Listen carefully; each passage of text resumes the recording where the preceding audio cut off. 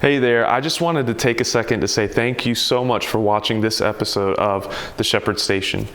If you feel this has added some value to your life, it would mean so much to us if you would share this episode with someone else. It helps us so much when you do that. It would go a long way in supporting our mission to help men become better fathers, husbands, and leaders. Also, if you're watching on YouTube, hit the subscribe button and give us a like. If you're listening to us through Spotify or Apple Podcasts or anywhere else you listen to podcasts, follow us, leave us a review, and let us know how we're doing. We want to hear from you. All right, that's all I've got. Now, let's get back to the episode. Welcome back, guys. We're at the Stockyard, 24 East Church Street in Headland, Alabama. We're on the square. Come by and see us. Really good food, really good people. We have, Andy's here with me again. Thomas is here with me again. We have a good one right now, kind of a fun one. I want to call it, what is your everyday carry? What's your EDC? And I know that we want to promote leadership and all that, but hey, we need to be prepared every day for what we do. So what is your EDC? What is what you carry every day with you? Being a leader means being prepared. Absolutely. I'm going to pick on Thomas real quick. Oh, man. That's not fair. That's not really fair. It's not really fair because law enforcement officers, military guys, they kind of look at the EDC a little bit different. I have EDC. I've lost honestly a lot of it. Washings and. What would you carry with you every day? What would I carry every day? Like a normal day, you're going to work. You drop your kids off at school. What do you carry? A Smith & Wesson pocket knife. Okay. I have like a police. It's called I don't know. It says it's used by the police, but it's like this little flashlight that's rechargeable. It's like a tiny little. So you carry a flashlight with you? Yeah, I do. Okay. And then I have a Taurus G3 that I carry every now and then. I'm not good about just always sticking it on me, but so every now and then. Carry, yeah. Right, so every now and then you're fully, every now and then I'm ready to take action. Yeah. All right. I've got to say, what I do for a living though is like I do graphic design and marketing. So the areas that I go into with people and things like that, they're not always comfortable with that kind of stuff. So they shouldn't know. They shouldn't know. They shouldn't know. But when I'm bending over a lot to like fix things and work on things on the ground, it's like it'll slip or the shirt I'm wearing. One of the things that, and since you're touching on that, I want to touch on in just a minute is how do you carry that when you do carry it? Go ahead, finish up. Yeah, so that's pretty much what I carry and then I have my wallet. I like these little fold wallets like this because it has like a section which you can see. It's very. I like that. It's got a notebook too. Yeah, it's very falling apart. This is removable, so like the wallet, I can just replace the notes whenever I want to. So I always have this on me because I'm also a musician. So I'll write down my thoughts and things that I need to remember and song lyrics or whatever. I have a couple songs in here already. So that's just kind of what I carry every day just to have on hand. Obviously keys. Keys, yeah, my keys, which they're over there. And I actually have a backpack that I take with me everywhere. Every single day that backpack is with me. Yeah, I've got a backpack I carry. But that's that's huge. I don't keep that in my pocket. I don't know that you and I will have the same thing in our pack. No, probably not. Andy, what do you carry every day? Hey, wait, sorry, real quick before you do that, I have a question. Would you carry a gun in your backpack, or would you rather it be on you? It wouldn't be on you. Yeah. What scenario would you have one in your bag? To answer your question, 2 is 1, 1 is none. So, yes, I would carry a gun in my pack, but I also would have one on me. Oh, okay. So you'd have to, because when I need to get to my gun in my pack, it's probably too late. Yeah. Yeah, that's what. I want to have it on me. Right. That makes sense. Andy, what do you carry every day? I've carried a gun every day of my life for, 35, 36 years now. I guess it's just, it's a habit. And going back to like Thomas a minute ago, told me he carried sometimes and sometimes he didn't. I've got a saying: if you're going to carry always. Mm-hmm. You should always carry because it should be a habit. People say, "Well, I'll keep a gun. I keep it in my car." Well, your vehicle makes a pretty crappy holster. That's what I like to say. Okay, Yeah. Because when you need it, you're probably not going to be in your car. Now, if you want to keep one in your car and on your person, Yeah, so you can fight your way back to the car. you know, and usually, you know, maybe you got a bigger gun in the car and a Yeah. smaller gun on you. But you know, I carry a Glock 43X every single day. I carry it in a. Is Glock like the standard for like law enforcement? Is that Yes. Glock and military, has, right? Glock has not military, no? but Okay. Glock has 65%, maybe a little bit more of the law enforcement market Okay. in the United States. And if I could only have one handgun, it would be a Glock. Okay. I love my old revolvers and 45s and stuff like that, but if I could only have If one you handgun, remember- it'd be a Glock. Remember the things that we used to try to do to Glocks to Oh, get them yeah. to stop? Yeah. Oh, man, we used to, you know, we're pitching for Glock right now. Yeah, exactly. Dude, we used Not a to sponsor. drop them off rappel towers. We'd throw them down the range. We'd Yeah. drag them. We'd roll over them, bury them, and they just keep running. Yeah, Really? I know guys that never cleaned their Glock throughout their law enforcement career, and it still functioned every single time. It's I a got to very- say this before we continue. We're not sponsored by any of these No, we're companies. not. That We'd love to be, though. We'd love to be, though. Glock, if you're listening, Yeah. We would love to I have just a had to say that sponsorship. before Yeah. I forget, because I Yeah. will forget. Yeah. So go ahead. I carry a Glock 43X, and it's a 10 rounds in the magazine, 1 round in the pipe, so you got 11 rounds. Carry a spare 10-round mag with me, so that means that you got 21 rounds on you, which is pretty substantial. Should pretty much get you through any gunfight, unless you're just you know, spraying and praying and rounds, which you should not be doing. Unless you're just laying down some cover fire for somebody to try to recover a downed individual or whatever the case may be. But, you know, I love a Glock. I do. It's always a good idea also to carry a deep concealment gun on you, have a smaller gun that you can keep somewhere else on your body just in case you were disarmed. Like in your pocket Just in or- case you were disarmed, or in case you ran out of ammo and you still got a second gun on you. Like Eric said earlier, two is one is none. Okay, good. and I carry 2 pocket knives every day. Also, I've got one knife here. I've got a Spyderco that I just bought back right after Christmas. Excellent knife. Really good knife. Spyderco, their knives were a little bit cheaper made back in the 90s when they first came out. They were a little lighter and all, but Spyderco really, they've got a couple different lines of knives. Now, this is one of their higher ends here. I think this one's called the Spyderco. It's the Paramilitary 2, I think it is. And then I've got another knife that I've had this knife here. This is a Benchmade. I've had this knife. You can tell it's very worn. I've had this knife since 1993. Wow. Oh, wow. 93, I bought this. I was born in 1993. Oh, really? So it's as old as I am. It's as old as you are. So I've had this knife since 1993, and shortly after I bought it, I was working undercover, and that had to be a story one day. But anyway, I was working undercover, and the guys had transported some drugs up to our area from the border, and they were located in a spare tire. And what I did was I took my knife and I run it through the tire and cut the tire open, you know, when the guys brought me the tire. And it really messed the blade up on it. Oh, wow. You know, back Did then. it have cocaine on it when it came out? No, it's actually marijuana. It was in the marijuana. Yeah, it was 23 pounds of marijuana was in the tire, and I was buying this marijuana in Geneva County. I'll do that as a Crime Chronicle story. Yeah, one day. you should. It was Yeah, kinda that's funny cool. there. But this knife, but you know, I've got one knife that this is a cutting tool. This is one we'll use to cut things with if I need to cut something with. And this knife here is one that I'm going to use as a tool. Yeah, like if I you're need gonna to beat it pry up. something, Yeah. whatever. This knife here is already kind of beat up. Cut a can That's open. what I'm gonna use for a tool if I need one for a tool. Gotcha. There. So Okay. I don't typically carry a flashlight just because I don't have any more room to carry anything. I do keep a flashlight in a vehicle with a charger. So if I do there you go. need it, I've got it. Yeah. You know, always carry identification. I see a lot of people that leave, a lot of men that leave their wallet in their vehicle. Not a good idea. Put your wallet in your pocket. I mean, some guys say, well, you know, if I sit on it, it bothers my sciatic nerve or whatever. You know, if you're on a long trip, I mean, it's one thing, take it out. But, you know, carry your wallet, ID, credit cards, all that kind of stuff on it. And one thing that just really gets me about this younger generation, hold your arm up, Thomas. Hold your left arm up.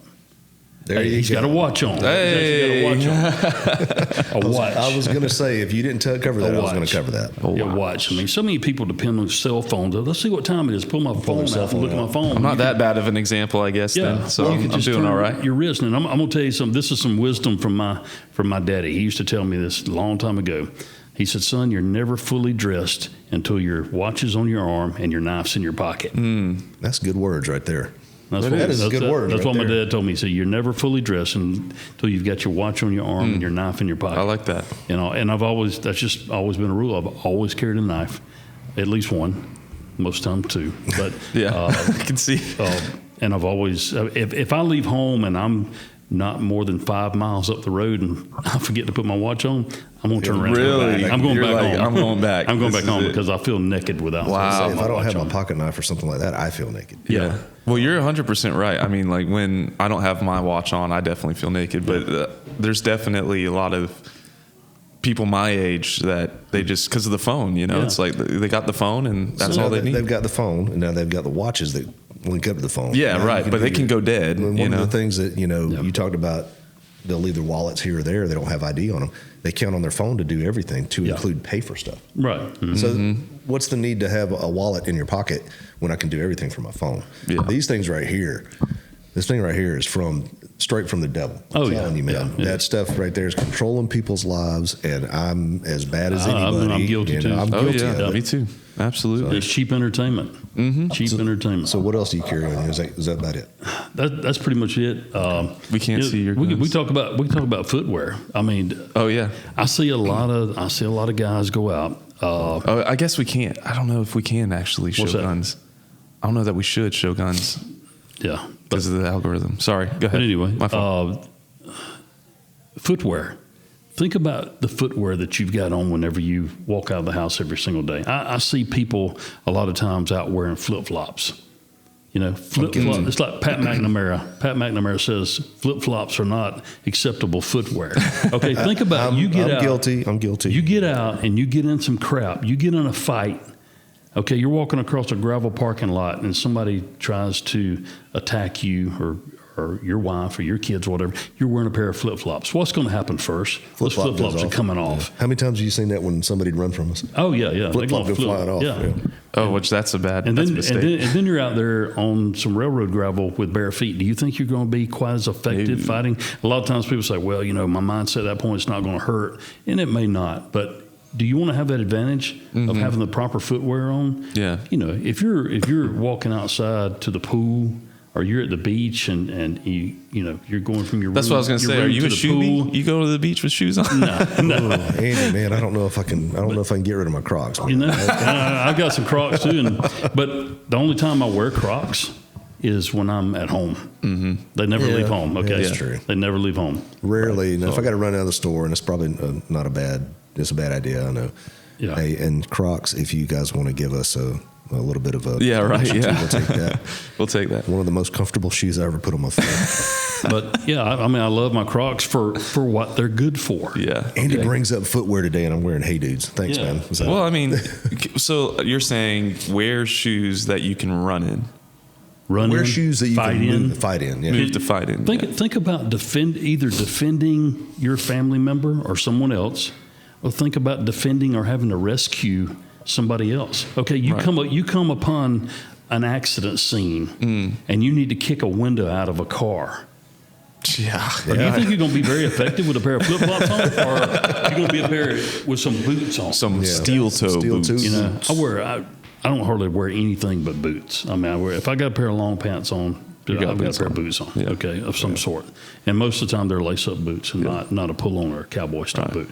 And everybody has their preferences, but you know, think about what you might run into. And I'm just the world's worst when I'm getting dressed, man. Things are running through my mind, still going, okay, what if this happens this today? happens? When I Oh, leave wow. home, you know, But what? Wow, that's good. such an interesting good, thing. though, because in a previous episode we talked about the country of Israel. They're always in a terroristic state, right? Mm-hmm. You think we're not heading that way? Yeah.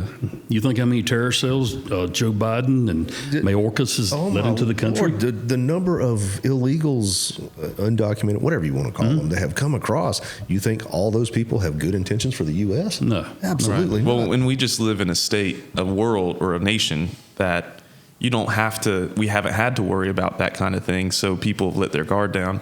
But in Israel, I guarantee you, they're not walking out the door without something. Without something. Now, the one thing I disagree with the Israelis on, and Eric knows what this is. Oh, yeah. They do not carry around in the chamber. Really? Yeah, they don't, man. They train not their Why? not their handguns, not their rifles. But they train to put it into action in a certain way, and they say, They have when I a talked to habit. them- Yeah. Well, when I talked to them, they said, well, it's because we are in a terrorist state, and if somebody gets your weapon, at least there's not a round in the chamber. to start I with. get that. Yeah. But to me, If I have to pull it, there's not a round in the chamber either. yeah, if I have to pull it and use it, I've got to get the weapon into action and then use it. I would rather just, That's a lot. Which is another reason why I like Glock, because I can carry my Glock with a round in the chamber, and I know I have that confidence that it's, even though there's a round in the chamber, it's safe. Unless I put my finger on the trigger and press the trigger, it's not going Well, to. people when Glocks first came out going, they don't have a safety on them. I said, you carried revolvers for years Without that didn't have a safety. safety. It's just like Hoot said on Black Hawk Down, this is my safety. Yeah, that's it. You carried revolvers for years without a safety. Yeah. It's an automatic without a safety. Keep your finger off the trigger until you're ready to fire. Right. Now, So- will they ever, or is there? This is going to show my very limited knowledge about guns. Is there a button, like a gun, where eventually you could invent it? Maybe a button you can press to make it load the chamber and fire at the same time. You know what I mean? Like you just press a button, boom. It's so instead of having to Not while we're still using smokeless. I know that powders. sounds crazy. Let me tell you a funny story. We had a female deputy years ago, like back in the late '80s, and she didn't carry around in her chamber, and she said the reason was because it was an auto loader. Oh, okay. And that when you so they pulled have that. No. Oh, okay, She okay. was just ignorant. Okay. But I said Apparently I am too. an auto loader because when you pull the trigger, it would cycle around into the chamber and fire. Oh, at the same okay. time. Yeah. So we had to show her that was It wouldn't not do the that. Not how case. that works. Yeah. No, the only thing that's going to happen is you're going to get a click. Yeah. Because there's nothing to ignite and actually start. Right. the process. So- Because the whole process is mechanical. It's not digital. There's nothing like electronic that's going to move No, the thing it up. works off of, There's got to be some sort of motion to get it going. It's going to be recoil or initial or it works off of an explosion. Yeah. It's a small controlled explosion in the barrel, and Yeah. that's what starts the whole process. I mean, the firing pin strikes the primer. The primer ignites the powder, and the powder Right. is the propellant that propels the round out of the end of the barrel. Yeah.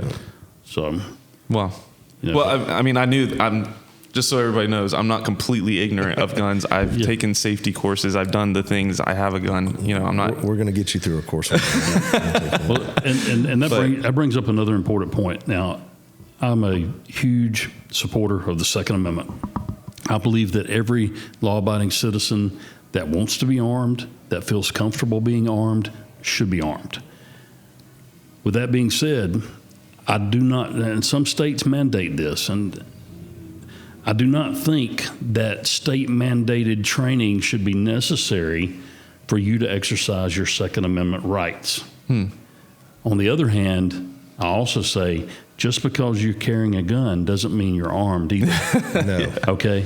If you're going to carry a gun, you need to seek out legitimate training. You need to take a firearms course. You Keyword, need to legitimate. get with someone that is knowledgeable. And I'll tell you this right now: just because somebody's a cop doesn't mean that they're knowledgeable about firearms or tactics, or that they're a gun person either. But seek out someone, and there are a lot of people in the civilian world that are experts on firearms and tactics that maybe have never been a cop, maybe have never been in the military. And it took me a long time to realize this, because I'll tell you, I was of the mindset years back whenever I was an instructor and I was going to all these schools and everything, that I was like, hey, if you're not a cop or military, you don't know anything about guns or tactics. But over the years, I've dispelled that. I mean, there are people out there that have never been in the military, never been a cop, that have studied firearms, they've studied the use of force, they've studied the Constitution, and that They'll outshoot you every day. Oh yeah, they're very, very knowledgeable. Oh yeah. So reach out to those individuals and get some legitimate professional training For sure. Yeah. for you and your family. Yeah. I agree with that 100%. Eric, But my what turn? do you have? All right, so I'm like Andy. I believe that you always should be prepared. You know, a man protecting his family, a man going out in society every day, you need to be prepared. I believe that self-defense is biblical.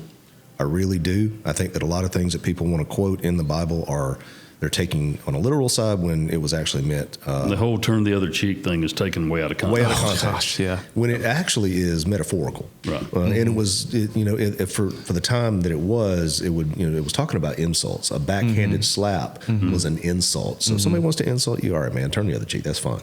But if somebody is legitimately attacking you, I think that we, just our human preservation, our self-preservation kicks in, and I think God gave that to us. Yeah, God doesn't expect you to sit there and take a whipping. Absolutely Or not. be killed. Jesus even told his disciples, hey, go buy a sword. Well, we have two. Okay, that's good. Because he knew they were going to have to defend themselves. Yeah, for sure. He knew at that point that they were going out into, dangerous times. So I believe in the right to defend yourself, your family, your home, your community. Yeah.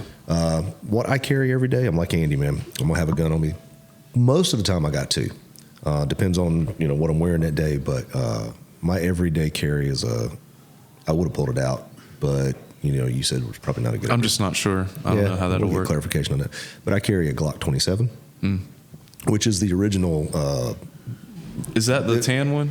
Yeah. Man, That was the first small I like that. Glock. Yeah, it was the first small Glock. Mini Glock, called them. Glock started out. We called it, mini Glock, baby Glock. It's 9 rounds in the magazine. I have an extended magazine for it, so I'm carrying 13 rounds in the magazine, 1 in the chamber. So I got 14 rounds in the gun to start with. If you carry a gun, people, and you don't carry a reload, you need to consider that, because there's always the need for a reload. Be prepared. As soon as you fire 1 round out of that gun, you do not have a full weapon. If you have to engage something else, you want to engage with a full weapon. So when you get a lull in that firefight, change that magazine. Anyway, that's something that we could talk about another day. But I carry a reload for that. I'm like Andy.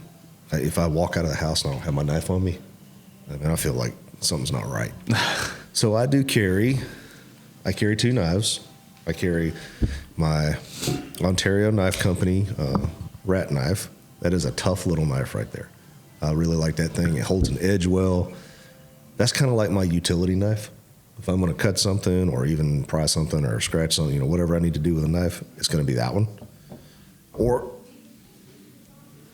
Andy and I are both big Benchmade fans. I still have my first Benchmade I bought back in probably 93 when the Striker first came out. You remember that one? Yeah.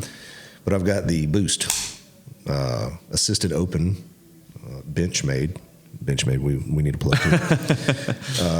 I really like that knife. It holds the edge well, but that's my if things get really bad, I've got something, to use. Gotcha.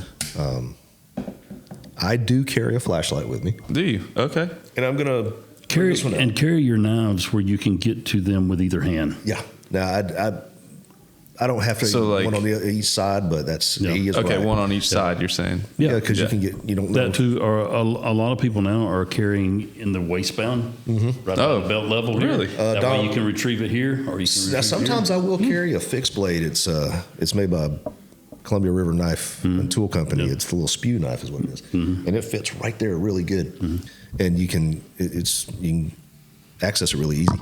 Dom Razzo. I don't know if you ever watch him. He's big on carrying his blades like that. I carry the Streamlight Wedge. This is a rechargeable flashlight. Very, very bright. Man, the charge on this thing lasts forever. Can I see that? Yeah, absolutely. That's cool. I like the way it's slim. And it's slim, so it doesn't really, print too much, and the profile is easy to carry. A typical round flashlight's going to take up a lot of space in your pocket. And that one's for carrying like an everyday carry. Wow. But I use that flashlight more than anything. Yeah.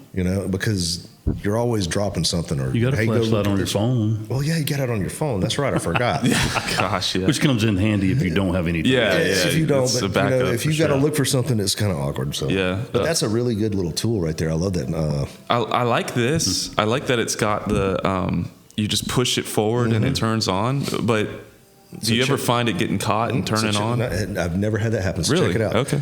So watch the cup. So if I turn it on, it's bright. If I push it all the way forward, it brightens up for another 30 Really? seconds. So, this thing gets really bright. Wow. I really like that flashlight. Yeah. That's a great shape. So I carry I carry my knives. I carry, firearm. I carry flashlight. Obviously, Andy's right. I'm going to have a watch on me all the time. And something that, I carry with me, it's an everyday carry. I have a coin in my left pocket it states man of God, and it has... Oh, really? Can I see it? Absolutely. That's cool. Okay, watches. What watches do you guys...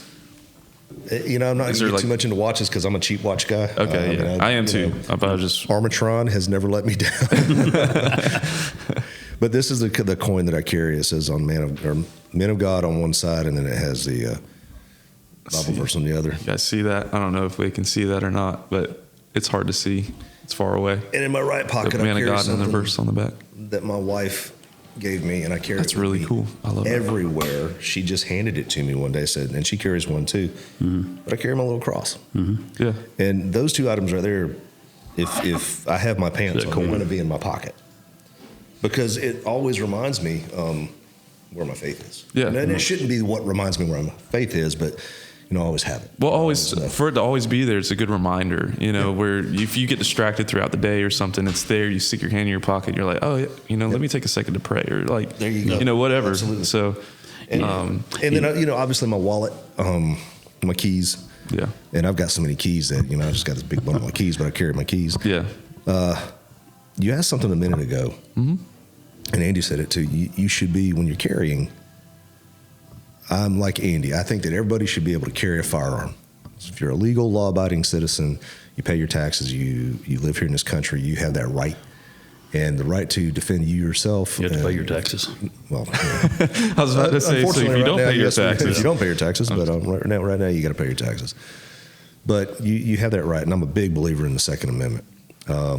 But at the same time, until we go back to the days where everybody's walking around what they called healed, mm-hmm. where you see guys walking around with 6 guns, and you know that they're armed and everybody's doing it. Mm-hmm. Why would you ever advertise that you're armed? Yeah, that's my thought process. Because I go into let's say I go into the local over there, and I'm sitting down and I got my Glock sitting on my hip and it's out. We have constitutional carry in the state of Alabama, and I think that's great. Mm-hmm. Mm-hmm. But there's a lot of people that they're going to carry it open because I can. Yeah. And I understand. But what's the first target going to be? It's the person with the gun. If the guy knows what he's doing and he walks into that building and he sees that guy with a gun, that's going to be the first person he takes out. Yeah. Absolutely. If they're going to case the joint first and make sure of what's who's inside and that kind of thing, and you go in and say, okay, there's a guy with a gun right inside the front door. He's got it exposed. It's on his right hip. He's eating supper with his family. Yeah. And go back out and you get your other team and you come back in, your team of robbers, and you come back in and, like I said, that's going to be the first one you're going to take out. I don't like I don't like open carry, but I'm not going to inhibit somebody's right to open carry either. On top of that, I'm going to carry concealed. Even when I was an active law enforcement officer, I never carried my weapon out in the open unless I had a badge on. If I had a badge on, I was readily identifiable as a law enforcement officer. Because that was the point. Yeah, so that people knew, I had exposed. But even as an active law enforcement officer, if I was off and I was out with my family doing whatever, or if I was just off that day and out in the public, then my weapon was going to be covered. Because that does something else for you too. And you know what I'm going to go with this. It gives you an advantage. Yeah, it gives you an advantage. Because now this person is looking at you, all right, I'm going to rob you, I'm going to attack you, I'm going to do whatever. Mm-hmm. And they don't see just how strapped prepared you are. Yeah, now, with that, it's also very important that if you're going to carry a firearm, and whatever you're going to carry, if you carry knives for defense, that you train with that. Mm-hmm. Like the way that I carry my firearm, I carry an appendix carry, which means I have a setup here.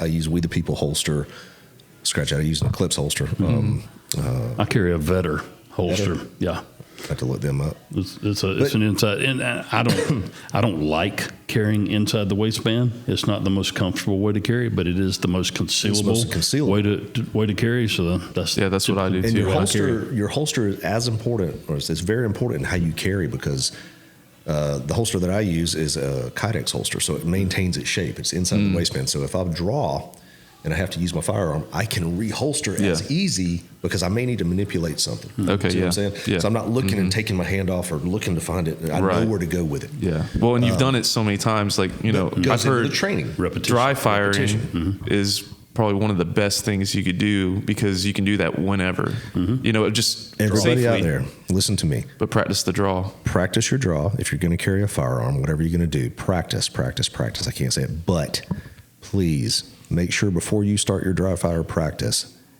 you empty the weapon and ensure that it is unloaded and safe. Yeah. I've seen Absolutely. way too many people have what we call a negligent discharge, and things can go bad at that point. Yeah, there is no such thing as an accidental discharge. They're all negligent. Just think about it, because I've had 'em. They're oh yeah. I remember. Yeah, you're going to bring up the AR, Yeah, right? yeah.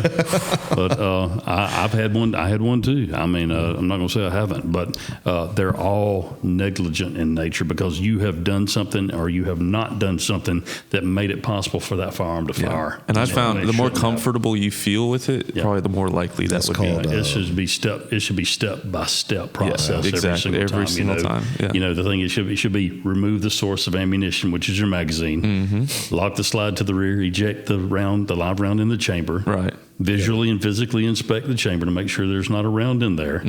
Okay, and then have you a spare magazine? Have you an empty magazine, empty gun? Yeah. Practice your draw stroke, practice your dry fire, practice acquiring your sights. Yeah. Acquiring your sights is a big thing too. And Yeah, you need especially if you have iron sights. You need to make sure that you are shooting with both eyes open too, because typically, unless you're just having to really aim small to make a headshot on somebody, you're not going to close your eyes. Okay? Right. And because when you close your eyes, you lose half the battlefield. Yeah, and you're going to close, and you need to concentrate on your front sight. Yeah. But that all goes back to getting some legitimate professional firearms training also for you and your family. But Right. please, everybody out there, if you're going to do that stuff, do it safely. Do it so that the last thing we want to see is anybody hurt. Yeah. And none of us are saying, none of this is any kind of recommendation or like that you should or should not do. We're just saying, we're putting out there what we do. Thomas, I think what you we feel missed, you missed your calling, didn't you? What's You should have that? been- You should have been an attorney Lawyer. or something. Yeah. Every time Yeah, we lawyer. get on here, Disclaimer, Thomas is disclaimer. disclaimer. Me and Andy are just throwing doing stuff out this, there, and he's like, "Hold on, guys." Well, one of us has to do that, or else we're gonna. Somebody's got to be responsible. Somebody's got to be responsible. That's okay. I do it so that you guys don't have to think about it. But yeah, so with all of that, but that was the other thing I was going to ask you guys. What's your preferred position of carry when you do carry?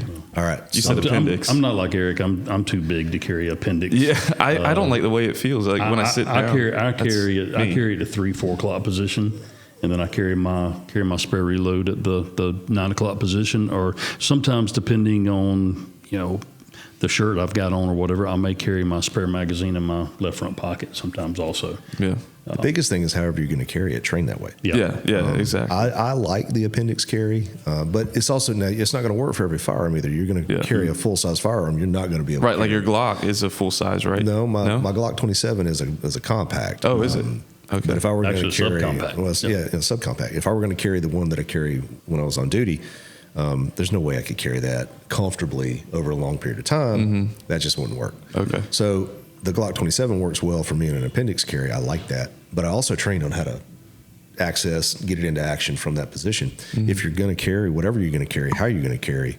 If you carry from a shoulder holster, I mean, I don't personally like shoulder holsters. Yeah, like how do you? I've never. You still need to train that way. A shoulder holster is not very. I've carried one before. What do you way like? back, but They're it's, not efficient. It's How do you get to that? the only reason I guess you don't carry it under your shirt. pilots typically they carry a shoulder holster because it gets in the way of everything in a cockpit, especially helicopter pilots. You'll see them carry law enforcement helicopter pilots and military will carry in a shoulder holster just because it's more comfortable in an aircraft. Shoulder holster, you're just really, if you get in an altercation with someone, you're setting them up to take the firearm directly from you out Or under your if armpit. you reach, They then they can have the stop ability your to draw. stop you and pin you and everything else. So I would not recommend, under very limited circumstances, should you carry in a shoulder holster. Okay. If you're driving, it's very comfortable. If you're driving on a long trip, somewhere. That way you got a gun on you. But on the other hand, you need to have another plan when you get out of the car for any period of time. Right. You may need your firearm also. And again, you asked me, would I carry a gun in a bag? Yeah. If you're right. going to carry a gun in a bag, practice drawing it from the bag. Right. Right. Everything that you do, practice doing that. I've heard even just practice sitting down, drawing. Like, It's- you know, if you sit well, down for I mean, we work, used you to You're see in a that a lot. restaurant. You're in a You're restaurant. in a restaurant, sit down. Practice that. Practice that. And it doesn't take a lot. You can do. I used to teach guys. Okay, new officers having to draw from their holster. It's a process. Man, you teach them the process and say, all right, I want you to practice this 10 draw strokes a day. That's all you got to do. For 2 weeks, 10 draw strokes a day and doing it in the proper manner. At the end of 2 weeks, it becomes mental. muscle Be all right. memory. Yeah. You Mental. know? So you want to do that. I'm not going to sit there and say, hey, you should carry appendix, or you should carry, you know, how Andy carries, or you should carry an ankle hold, whatever. I don't care. That's going to be what your personal preference is. But if you do that, practice with it. Because the last thing you don't need to figure it out in the time heat that of you the need to moment. figure it out. Yeah, Yeah. Yeah. How does this work? Where's that at? exactly. Well, another thing I'd like to mention too, if you're going to carry a firearm and you're going to have firearms around your house, then you need to familiarize your family with those firearms also, and you need to make To sure include your children. especially your children, because you know I grew up in a household where there were guns. As did I. I shot guns from time I was probably 4 or 5 years old. So I was familiar with them. If you take that mystique away, then children are less likely to sneak around and get a gun and be looking at it. And Oh, trying to see shoot. how I mean, it they stand functions, around while you're firing that, or they fire it themselves. Like, they're going to see the power. You know, Well, they're going to be like, my children, I have never locked up guns other than ones I might have in my safe or whatever, but I've always had guns laying around, and I always let my children touch them. I let them shoot them. If they wanted to hold my gun, say, Daddy, can I hold your gun? Sure. Remove the magazine, clear the weapon. Here it is. This is a trigger. This is a slide. This is what the it grip. does. This is what it does. And if you ever send a round out of this gun, you can't get it back, and it may hurt or kill someone. yeah, absolutely. Just familiarize your children with guns and what they are and what they can do. Right.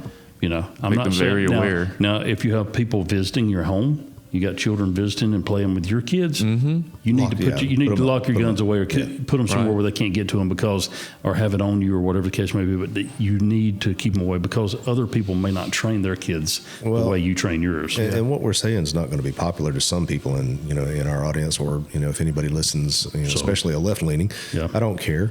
I think that children need to be. You got a educated. disclaimer, Thomas? Yeah, you got a disclaimer for that. We're not condoning. I got one for them. Oh, God. My son loves to shoot. I bought him his first little 22 rifle. He loves to get out and shoot his little bolt action rifle. And I'm teaching him the safety aspects of it. You need to teach your kids the safety of it. You need to teach your kids what firearms can do, how dangerous they can be, so that they're educated on that. My dad took me out when he bought me my first 410 shotgun, and when I shot it the first time, we destroyed the target. And I'm like, oh wow, that's crazy. Yeah. See what it can do. And see what it can do. Yeah. And there's not enough. Everybody's, we fear guns now. We fear guns now because the anti-gun crowd has got us believing that guns are evil. Right. Guns are not evil. The person wielding the gun. A gun is a tool. Yeah. It's just like that knife. Absolutely. Just like that right there. That Right. flashlight. Hammer. I can take a hammer. And if you don't know what you're doing, it can be a dangerous tool, but it's a tool nonetheless. Yeah. A tool in the hands of a bad person becomes something used for bad purposes. A tool in the hands of a good person becomes a tool Eliminates used for a those good bad person. purposes. Eliminates the bad person. So I don't think that guns are evil. Yeah. The person wielding the gun has the evil intent. Right. Absolutely. Just like with anything. And so what would you guys say to somebody that's like, well, there's a rise in teen suicide, and these things, like they have access to weapons, and so they go and they, off themselves, how do you... I'm going to go ahead and touch that real quick. The rise in teen suicide, let's say, over the years you have seen that. It has nothing to do with a gun. Okay? If somebody is going to commit suicide, they will find a way to do it. That was my thought. Right. Exactly. Yeah. And it has nothing to do with a gun. The rise in teen suicide has to do with the societal changes that we've been undergoing. Now, okay, so they had the opportunity with a gun right there. That is literally the left taking that bad situation and using it to further their Right. They're like, agenda. hey, this is the cause. This is the There- problem. there you It's go. that That's they what had a that gun. is. They had access to it. Well, the and gun. if you have a teenager or anybody else in your home that is suffering from depression or anything else, then maybe you should take the knives, Maybe you should- and the yeah, guns, you should- and Right. any other dangerous objects, any Any way for rope them you to might harm have around the themselves. house, or Yeah. whatever the case may be, any large amount of pills, and take them and put them out of their reach, and get them the proper help that they need if Absolutely. they're suffering from depression or having suicidal thoughts. But you know as well as I do that somebody that is intent on doing that, Oh, they're, yeah. they're going to find a way Oh, to yeah. do it. You know, I've so it's seen- not the gun that's doing it. I've seen people step out in front of vehicles, Yeah. Right. and commit suicide. I mean, Yeah, Jump there's off a many building. ways. yeah. Hang themselves. Yeah. It's if the rise in the teen suicide has nothing to do with a gun to me. Yeah. And I think that we could find the numbers, the things that would back that up. Right. Yeah, absolutely. The push that guns are evil, that literally comes from the anti-gun left that would like to disarm this entire country. And then there's a reason why there's things behind that as to why there are certain people trying to disarm this country. Yeah. But that's See, that's topic for another if they episode. did take our guns away, I'd just like get swords and Yeah, probably but- still have. Yeah, they'd have all the guns. They'd have all the guns, but I don't know. But with murder, with suicide, with anything like that. All right, so let's just say that we could snap our fingers and say one day, all right, magically every weapon, every firearm, every explosive on the planet just boom goes away. Until you get rid of the evil intent, until you can sit there and get Yeah. rid of evil, My you're not gosh. going to do anything. Because Right. when Cain- you get Cain rid of the killed gun, Abel with a rock. yeah, what you're gonna take the knives away? You can take the swords away. You're gonna take like all the things that you can take books So, away, bricks away. forks, I mean, You ban yeah. guns, then they Fists. they cut you with a knife. If you ban knives, they beat you with a bat. You Yeah, ban bats, there they you go. Smash You just with a work rock. your way down. They work their way down to okay. Well, now I'm going to choke you to death with my Slingshots, hands. bows and arrows, you What, know, we like- cut everybody's hands off. Right. So, You know, it's evil. It's yeah. not anything to do with a tool. Right. You going back to everyday carry. Yeah.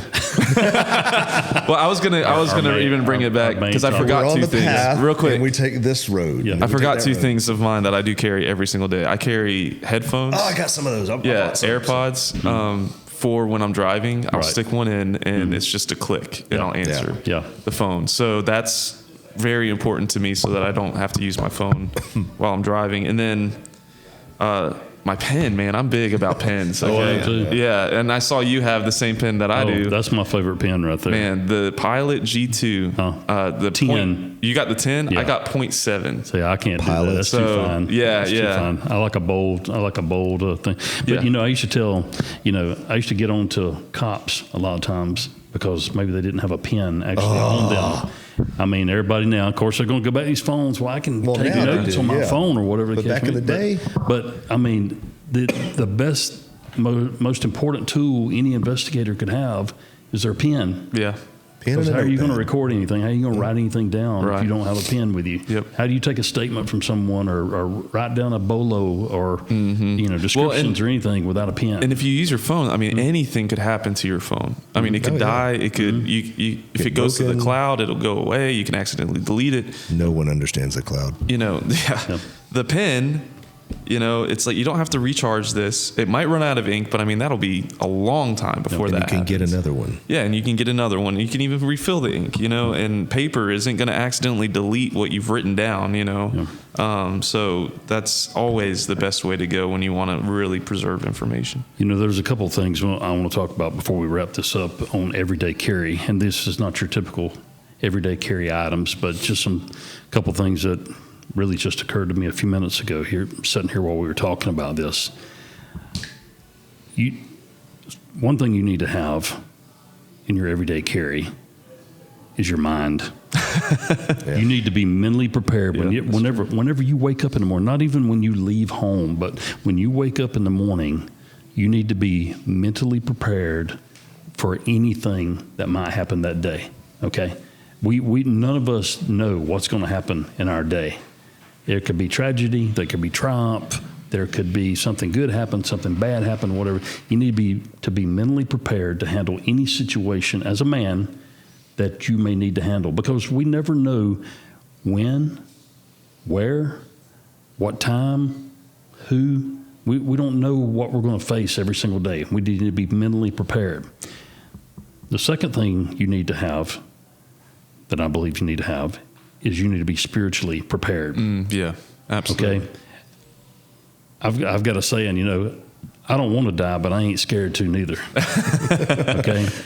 Are you spiritually prepared to face the day? Are you spiritually prepared to face any danger or any obstacle? First of all, any obstacle that gets in your way, anything bad that happens, anything out of the ordinary that happens, do you have the spirituality and the relationship with God, with Jesus Christ, to overcome those barriers, to overcome those obstacles that may present themselves during your daily life?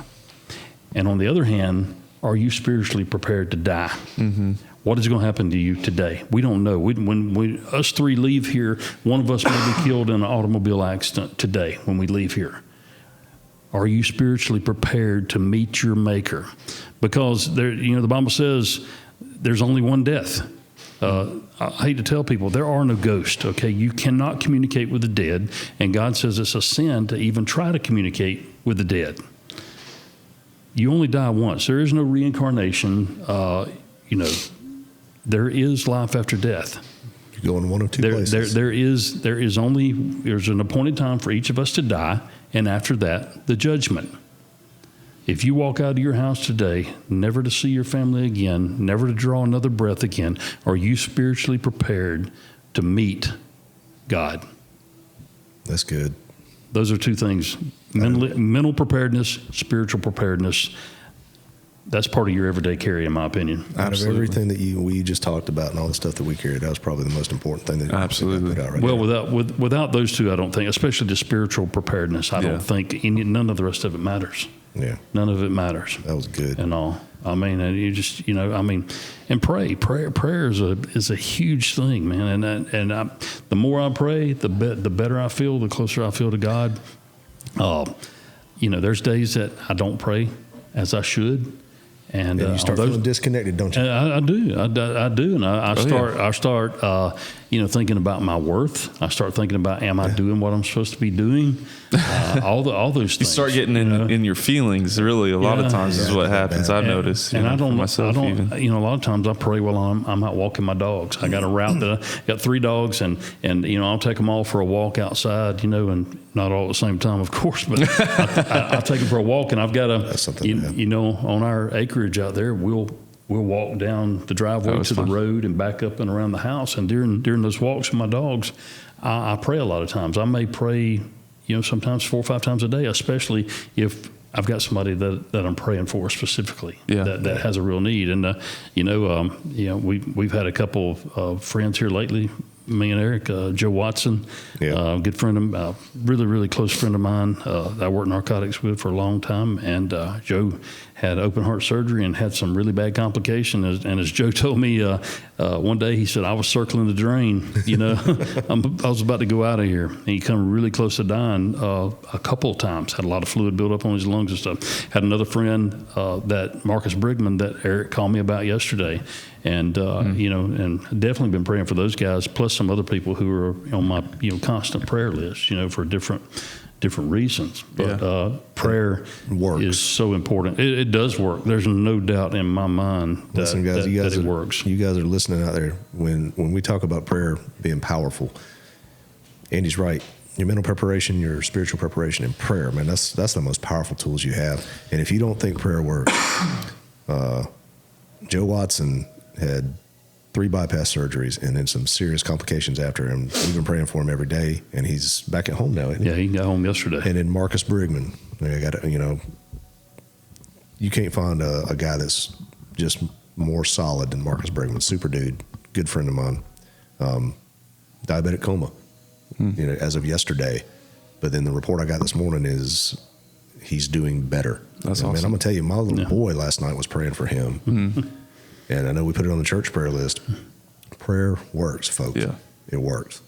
There's just no other way around it. And not just that, Jesus talks about binding the strong man, you know, and what that looks like. And prayer is a huge part of that. If you're not praying before you go out into the world to tackle the day, you know, to do whatever it is, and you've not prayed, you're not allowing God to go before you throughout your day. You're not even going to recognize that necessarily because you're already distracted at the beginning of your day. At what point in your day, besides the morning, are you going to be able to be more focused on the Lord? Like there are times where I think we have down times throughout the day, but for most, I think Americans and people, I know myself in general, once my day starts, like I'm rolling, Right. There's no time for me to sit there and contemplate and say, hey, you know what, I'm going to take some time and spend some time with God right now. Take 30 minutes, Unless you're driving and you don't have any phone calls. Yeah. Going on. You can pray then, but even then you're focused on what's going on around you, Right. you can't Devil's got get to that. keep you busy, man. Yeah. So, busy. take that time. I say in the morning because it starts your day off on a note of saying, you know what, God, I recognize you. I recognize that you are the author of my day, and Holy Spirit, I'm going to allow you to go forward and bind whatever is needed to be bound so that your will can be done, I typically save my short prayers for at night because I have caught myself several times praying, and then I wake up the next morning. I'm like, did I finish that or not? Because I will fall asleep. Yeah. But typically, my prayers at night is just thank you, Lord, for this day and everything that you gave me, and I just, I appreciate everything that you did for me today and that kind of thing, and Absolutely. give me peaceful sleep tonight so I can be ready to go tomorrow morning, and then the more involved prayers in the mornings and throughout the days and all. But prayer really does work. And the thing about prayer, I think we need to realize is, the first thing we need to do is we need to recognize God first and exalt Him as the one and the only true and living God that ever has been or ever will be. Right. The one with a capital G. No God. The shirt is available. No gods before Him. Yeah. And then we need to make sure that we ask for forgiveness of our sins. Absolutely. After that. Yeah, in the Lord's Prayer, we say it's the Lord's Prayer. It's really a prayer for us to pray. Right. He prayed a different prayer for us. But the Lord's Prayer, we all know what that is. That's the example. That's what that's kind of the template. Structure. Yep. Yeah, that's a good template to say, hey, we're going to start with acknowledging God's holiness. We're going to end with forgive us of our sins as we go throughout whatever. I recite that prayer every day. Yeah. I honestly do. We pray it with our kids every night. Yeah. Well, guys, I think that maybe we might have beaten this horse to death. Yeah. So I think we'll Good stuff. let's I learned a lot. let's call this one your EDC. Not always what you think it is. Not always you what you go. think There it is. you Yeah, that's right. Yeah. Yeah. It's more than just what you carry in your pockets. Yeah. that's it. So listen, guys, out there listening to us, watching us, go to YouTube. If you're already watching us on YouTube, hit that like button, subscribe to us, support us, give us comments. We want to hear from you. Ask us questions. We may not give you the answer you want, but we'll give you the answer we got in our head. Right. Yeah. Or a heart. Yeah. Or heart. Go to anywhere you can listen to podcasts, and we're on there.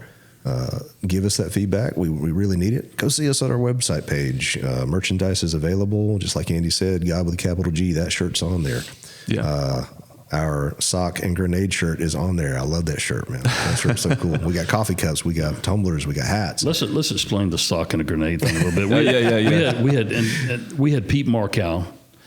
Pete was on. Pete was sworn in last night as the chief of police in Hartford, Alabama. Yeah, the chief of police. And Congratulations, Pete. Yeah, Pete's just a great guy. But Pete was a Ranger, and that phrase for the T-shirt came from something Pete said. He said, the Rangers, they teach you to pack your rucksack in a certain way where everybody's equipment is all in the same place. And what Pete said in there, he said, you don't want to reach for a grenade and grab a sock. Yeah, exactly. So that's where that phrase for that T-shirt Right. came And it applies to everybody in that, like even what we're talking about with the EDC, you see what I did there? Yeah, you don't want to reach for something and if grab it's in the something same else, place, man. you don't put your, knife where your gun is and your gun And where it your goes knife to your is. spirituality too, man. Yeah. Arm yourselves so that you don't, reach for the wrong thing and say the wrong thing. That's right. So, Yeah. Practice. It takes that habit. So that's So good. don't reach for a grenade and grab a sock. Yeah. That shirt's on there. Go see us on our website page. Follow us on Facebook, man. We love you guys. Thank you for listening. Thank y'all. Yeah, We'll thank see you next time. Cool.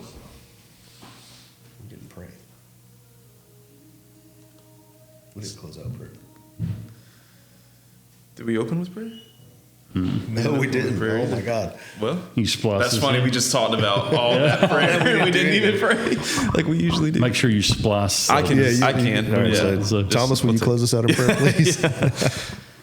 God, I just thank you for the opportunity to do this, to talk about being prepared and to have all the things that we need, not just physically, but spiritually, mentally. Lord, I pray that for every person watching this video, Lord, that they'll take this seriously to actually make sure that their lives are reflecting what it means to be your child, to be ready in every season and every moment to do what is necessary, to do what you've called us to do. We thank you for the ability to do that, to know you, and to walk out the calling you've called all of us to, which is to glorify you. In Jesus' name I pray. Amen. Amen.